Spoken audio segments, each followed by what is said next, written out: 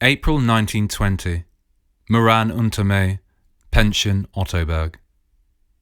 Dear Frau Milena, the rain which has been going on for 2 days and 1 night has just now stopped, of course probably only temporarily, but nonetheless an event worth celebrating, which I am doing by writing to you.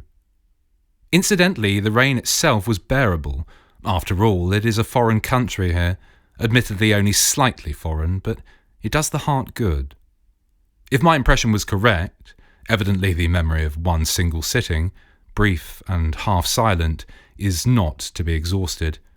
You were also enjoying Vienna as a foreign city, although later circumstances may have diminished this enjoyment. But do you also enjoy foreignness for its own sake? Which might be a bad sign, by the way, a sign that such enjoyment should not exist. I'm living quite well here. The mortal body could hardly stand more care. The balcony outside my room is sunk into a garden, overgrown and covered with blooming bushes. The vegetation here is strange. In weather cold enough to make the puddles freeze in Prague, blossoms are slowly unfolding before my balcony. Moreover, this garden receives full sun, or full cloud, as it has for almost a week. Lizards and birds, unlikely couples, come visit me. I would very much like to share Moran with you. Recently you wrote me about not being able to breathe. That image and its meaning are very close to one another, and here both would find a little relief. With cordial greetings, F. Kafka. April 1920. Moran unter May, Pension Ottoberg. Dear Frau Milena, I wrote you a note from Prague and then from Moran. I've not received any answer. It so happens the notes did not require a particularly prompt reply, and if your silence is nothing more than a sign of relative well-being, which often expresses itself in an aversion to writing, then I am completely satisfied.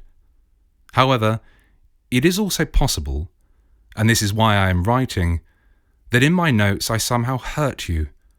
What a clumsy hand I must have had if that should have happened against all my intentions.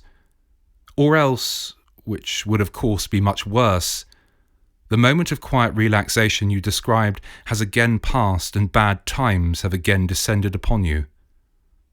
In the case the first is true, I don't know what to say. That's so far from my thoughts and everything else is so close. And for the second possibility, I have no advice. How could I? But just a simple question. Why don't you leave Vienna for a little while? After all, you aren't homeless like other people. Wouldn't some time in Bohemia give you new strength? And if, for reasons unknown to me, you might not want to go to Bohemia, then somewhere else, maybe even Moran, would be good. Do you know it? So I'm expecting one of two things. Either continued silence, which means, don't worry, I'm fine, or else a few lines. Cordially, Kafka. It occurs to me that I really can't remember your face in any precise detail. The only way you walked away through the tables in the cafe, your figure, your dress, that I still see. Moran, April 1920. Dear Frau Milena, you are toiling over the translation in the middle of the dreary Vienna world. Somehow I am both moved and ashamed. You will have probably already received a letter from Wolf. At least he wrote to me some time ago concerning such a letter. I did not write any novella entitled Murderers, although this was apparently advertised in a catalogue. There is some misunderstanding, but since it's supposed to be the best one of the lot, maybe it's mine after all. Judging from your last 2 letters, anxiety and worry seem to have left you once and for all. This probably applies to your husband as well. How much I wish it for both of you. I recall a Sunday afternoon years ago. I was creeping along the wall of houses on the Franz Kafka and ran into your husband, heading toward me in much the same way. 2 headache experts, naturally each after his very own fashion. I don't remember whether we went on together or passed each other by. The difference between these 2 possibilities could not have been very great. but that is past and should remain deep in the past. Is it nice at home? Cordial greetings, Kafka. Meran, April 1920. So it's the lung. I've been turning it over in my mind all day long, unable to think of anything else. Not that it alarms me. Probably, and hopefully, you seem to indicate as much. You have a mild case, and even full-fledged pulmonary disease. Half of Western Europe has more or less deficient lungs. As I have known in myself for 3 years, has brought me more good things than bad. In my case, it began about 3 years ago with a violent hemorrhage in the middle of the night. I was excited, as one always is by something new, naturally somewhat frightened as well. I got up, instead of staying in bed, which is the prescribed treatment, as I later discovered, went to the window, leaned out, went to the washstand, walked around the room, sat down on the bed. No end to the blood. But I wasn't at all unhappy, since by and by I realised that for the first time in 3-4 practically sleepless years, there was a clear reason for me to sleep, provided the bleeding would stop. It did indeed stop, and has not returned since, and I slept through the rest of the night. To be sure, the next morning the maid showed up. At that time I had an apartment in the Schönborn Palais, a good, totally devoted, but extremely frank girl. She saw the blood and said, "Pane, dottore, you're not going to last very long." But I was feeling better as usual. I went to the office and did not go see the doctor until later that afternoon. The rest of the story is immaterial. I only wanted to say, it's not your illness which scares me, especially since I keep interrupting myself to search my memory, and underneath all your fragility I perceive something like a farm girl's vigour, and I conclude, no, you're not sick. This is a warning, but no disease of the lung. Anyway, it's not that which scares me, but the thought of what must have preceded this disturbance. For the moment, I'm simply ignoring everything else in your letter, such as, not a heller, tea and apple, day from 2 to 8. These are things I cannot understand, which evidently require oral explanation. So I'll ignore all that, though only in this letter, as I cannot forget them, and just recall the explanation I applied to my own case back then, and which fits many cases. You see, my brain was no longer able to bear the pain and anxiety with which it had been burdened. It said, I'm giving up, but if anyone else here cares about keeping the whole intact, then he should share the load and things will run a little longer. Whereupon my lung volunteered. It probably didn't have much to lose anyway. These negotiations between brain and lung, which went on without my knowledge, may well have been quite terrifying. And what are you going to do now? The fact that you're being looked after is probably insignificant. Anyone who cares about you has to realise that you need a little looking after. Nothing else really matters. So is there salvation here as well? I said already, no, I'm not in the mood for making jokes. I'm not being funny in the least, and will not be funny again until you have written how you are planning a new and healthier way of life. After your last letter, I'm not going to ask why you don't leave Vienna for a while. Now I understand. But after all, there are beautiful places close to Vienna as well, which offer many different cures and possibilities of care. Today, I'm not going to write about anything else. I don't have anything more important to bring up. I'm saving everything else for tomorrow, including my thanks for the issue of Men, which makes me moved and ashamed, happy and sad. No, there is one other thing. If you waste as much as 1 minute of your sleep on the translation, it will be as if you were cursing me. For if it ever comes to a trial, there will be no further investigations. They will simply establish the fact. He robbed her of her sleep.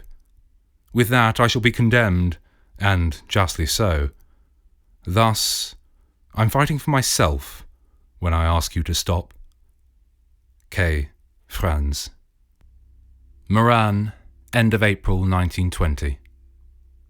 Dear Frau Milena, today I'd like to write about something else, but can't. Not that this really bothers me. If it did, then I would write something else.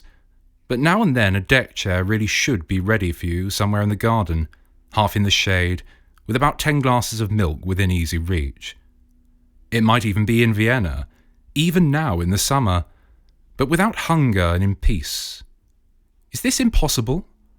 And is there no one to make it possible? And what does the doctor say? When I pulled your translation out of the large envelope, I was almost disappointed. I wanted to hear from you and not the voice from the old grave, the voice I know all too well. Why did it have to come between us? Then I realised the same voice has also come between us as a mediator. But apart from that, it is inconceivable to me that you would take on such a troublesome task, and I am moved by your faithfulness toward every little sentence, a faithfulness I would not have thought possible to achieve in Czech, let alone with the beautiful natural authority you attain. German and Czech so close to each other? But however that may be, the story is, in any case, abysmally bad, which I could prove to you, dear Frau Milena, with unparalleled ease, except that my disgust would outweigh the evidence. Naturally, the fact that you like the story gives it some value, although it also makes my view of the world a little dimmer. No more about that. Wolf will send you the country doctor. I have written to him. Of course, I understand Czech. I've meant to ask you several times already why you never write in Czech. Not to imply that your command of German leaves anything to be desired.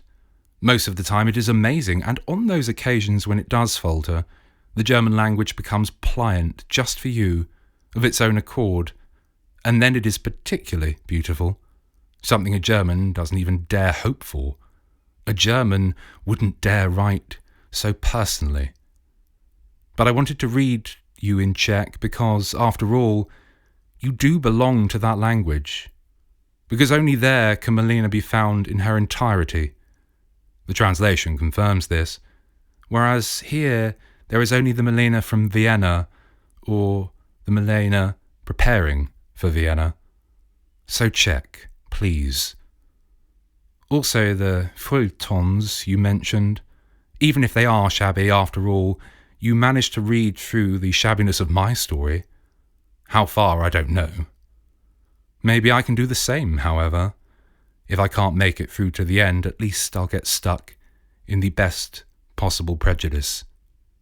You ask about my engagement. I was engaged twice, or actually 3 times, twice to the same girl. So 3 times I have been separated from marriage by only a few days. The first is completely over.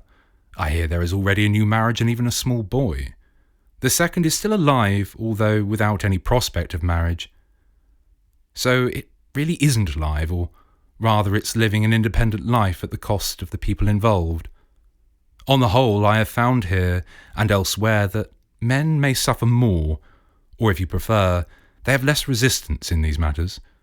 Women, however, always suffer without guilt, and not just because they can't do anything about it, but in the strictest sense of the word, which may nonetheless lead to the can't do anything about it. Incidentally, brooding over these things is useless. It's like trying to smash a single cauldron in hell.